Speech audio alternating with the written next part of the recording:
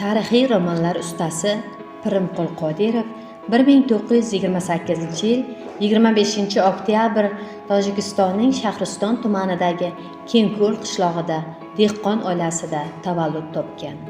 1951-yilda O'rta Osiyo davlat universiteti filologiya fakultetini tamomlagan. Moskvadagi Adabiyot institutida aspiranturada o'qigan va filologiya fanlari nomzodi ilmiy darajasini olgan. Ko'p yillar davomida Yozuvchilar uyushmasida, shuningdek, turli ilmiy dargohlarda faoliyat yuritgan. Pirimqul Qodirov asosan tarixiy romanlar ustasi sifatida tanilgan. Uning asarlari o'zbek xalqining o'tmishi va ma'naviyatini yuksak mahorat bilan yoritib bergan.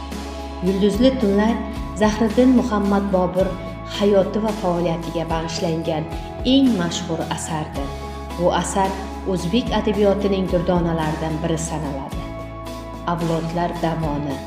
Yulduzli tunlarning davoni bo'lib, Humoyun va Akbar Shoh davri voqealarini qamrab oladi.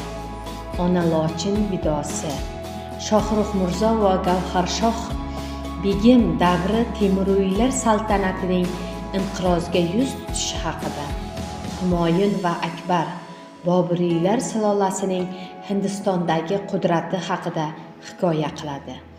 Uch ildiz, talabalar va ziyolilar hayoti haqida, qora ko'zlar, cho'ponlar hayoti va tabiatni asrash mavzusida, olmos kamar, quruvchilar va ma'naviyat masalalariga bag'ishlangan.